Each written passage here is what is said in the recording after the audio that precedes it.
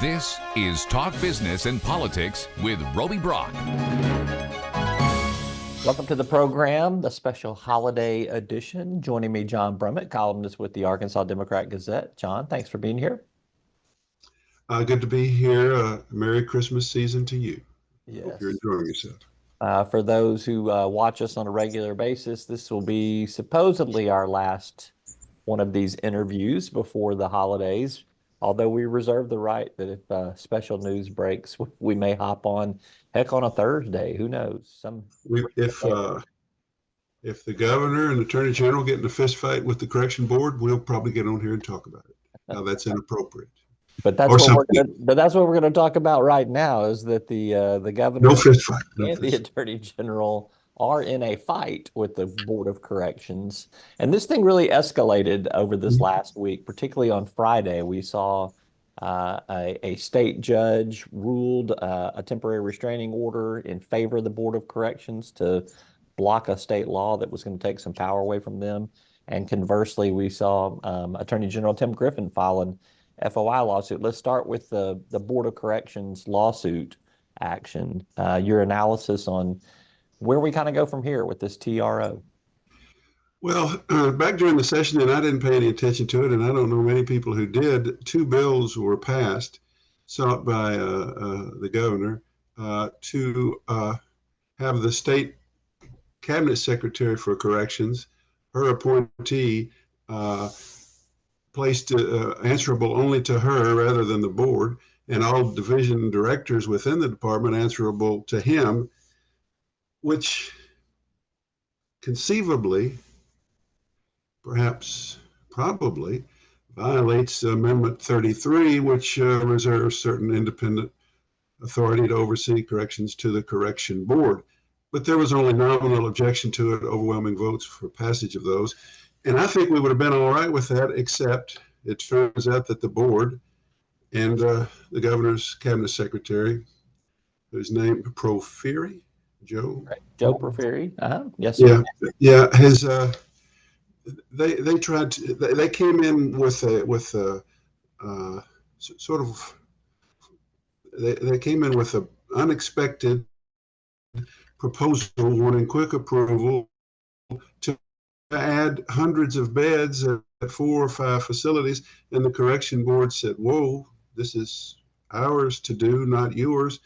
And we have issues. We want to do it, but we have issues with staffing and our ability to do that. And then the governor came out and had a press conference and attacked them as weak on crime and advocates of catch and release, which is some kind of catchphrase she uses. And so that was tooling along.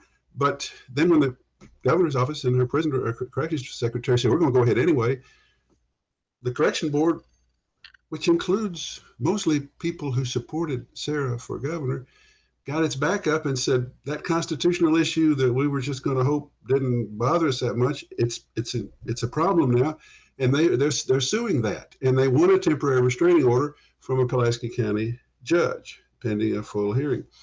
And then they said we can't keep this prison secretary here, this prison director here, when we're suing to say he's not legitimate, he's operating in violation of the way we think he ought to operate. So they made a move to suspend him while the matter is pending in court.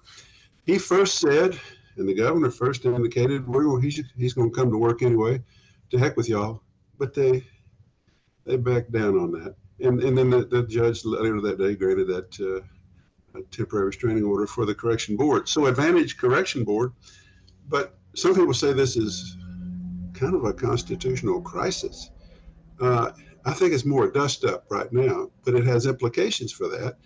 But everybody is going to apparently back away and litigate the matter.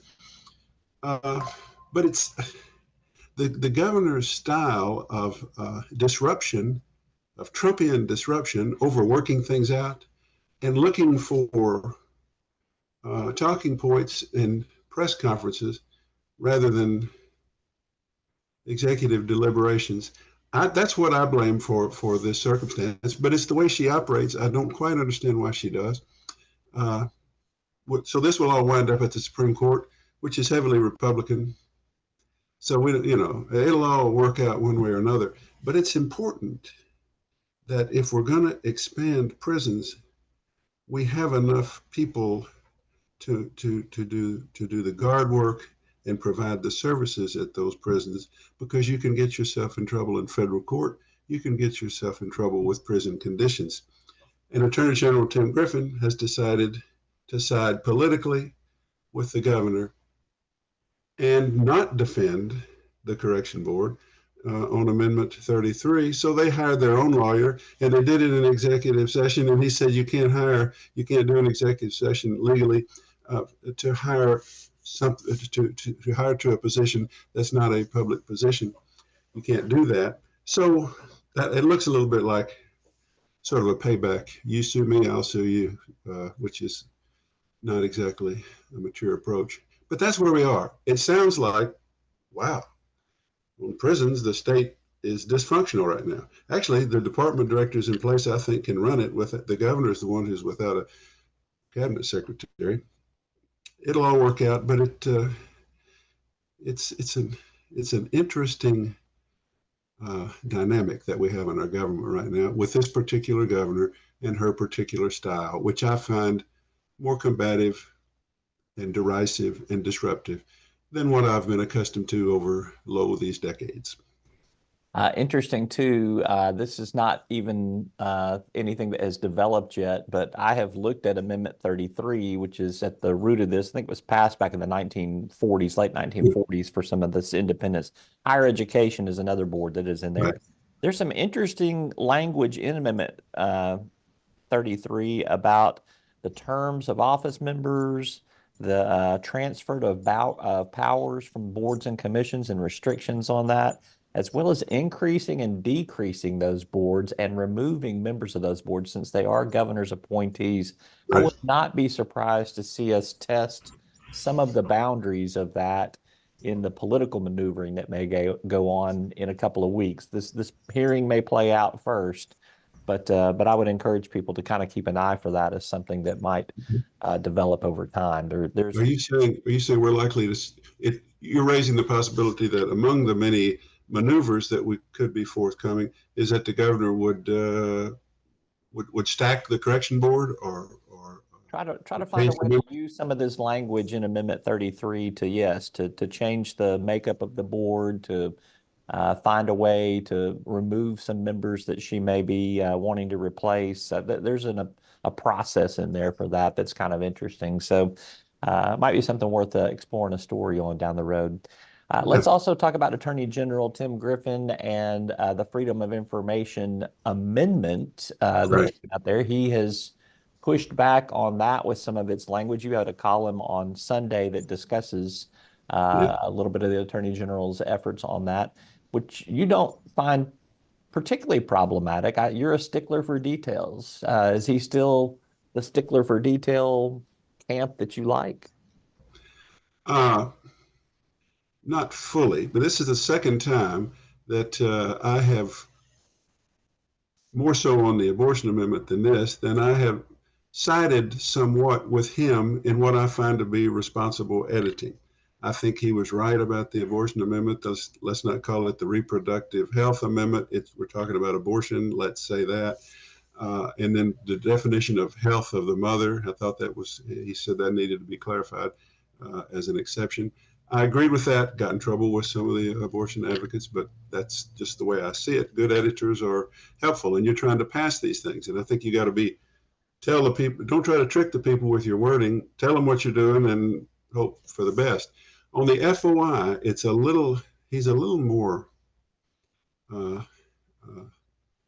meddlesome, I think.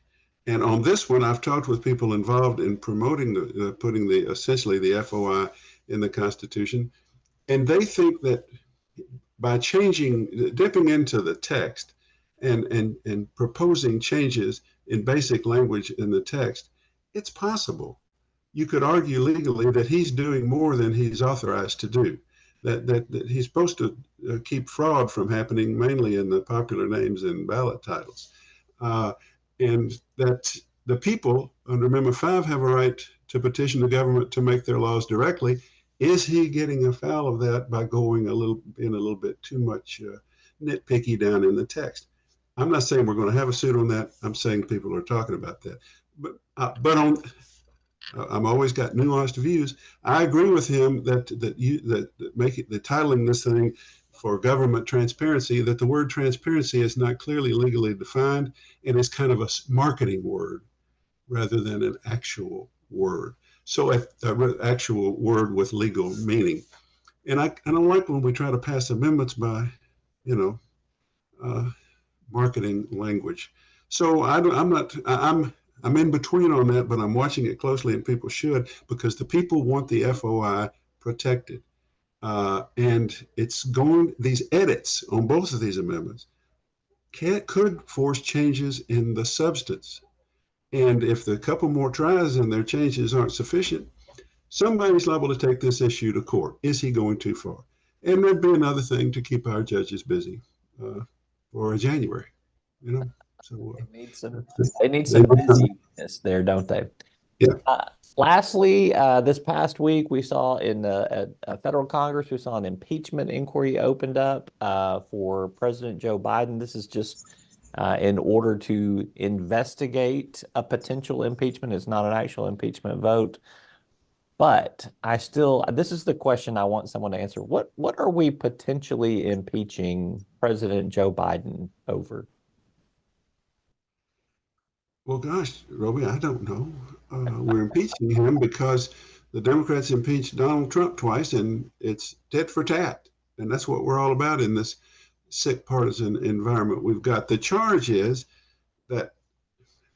guess the charge is Joe Biden has a son who's not a good guy, and he's profited from Joe Biden's lofty positions in government. Beyond that, there's a law firm with a member of President Biden's family that probably has won some enriched itself through an association with him over the years. What high crime or misdemeanor Joe Biden has done in office as president to warrant even an inquiry on impeachment, I don't see it, as I gather you don't, and many don't. But the Republicans would shoot right back. We didn't have anything on this Ukraine phone call, and you impeached Trump over that. Then the Democrats could say, well, yeah, but you impeached Bill Clinton over, whatever that was. So I think it was Lisa Murkowski who said, we used to take impeachment seriously in this country. She's a Republican moderate senator from Alaska. And we don't anymore. It's now a political tactic. Let's tie him up. And what they want to do, the tangible effect of this impeachment inquiry is that things they want to demand from Biden family financial records or otherwise that they haven't been able to get under an impeachment inquiry, ostensibly they could force that information or make the president look bad if he resists it. I still don't know what I get that he is accused of somehow, in ways not proven, in being enriched by his family's overseas businesses. But I guess if that occurred while he's been president, that's impeachable. But they don't have it. They've looked for it. They don't have the information. So their answer is not to say, well, we ain't got it. We're going to back off. Let's call this an impeachment inquiry and try to have some more procedural power to force that information, all of which so we can be doing this in a presidential election year. That's what we got, and it's dysfunctional, and it's abusive, and it's got to get better in terms of the way our politics works if we're going to make it in this country. So that's where we are. Should Trump get back in office, the precedent has been set now for the Democrats to inquire on Jared Kushner's family getting a $2 billion Sure. loan. Well, see, that's where we are. Trump getting patents from China when Trump was in office. I mean, right. You can, in other words, they can say, you wanted to be president? Okay. This is the way we treat presidents now. It's the way you treated Joe Biden. You didn't have any evidence, so you just picked at him with this inquiry. Well, okay. Welcome back in office, Mr. Trump. You're under impeachment inquiry. And we can just live that way ad infinitum, I guess. but it's no way to go. No way to go. Impeachment should be taken more seriously than we've taken it in this century in now 4 circumstances. Clinton, 2 Trumps, and now this. And this is the most overreaching example. So the trend is not good. All right. Lastly, before we go here, if I haven't given you your Christmas present yet, what would you like for Christmas this year, John? Oh my goodness, I don't need a thing. I don't need a thing. Here's what I need for Christmas from you. Another year of engaging, substantive conversation with you through this camera. Okay? Can you deliver that? Maybe. I don't want you don't want to promise it, but that's what I'd like, because I enjoy this. Keeps me short. I don't want to overpromise and underdeliver though. So I know I was trying to contract negotiate right there. right. Okay. Yeah. He's John Brummett, columnist with the Democrat Gazette. Thank you for being with us. Thank you.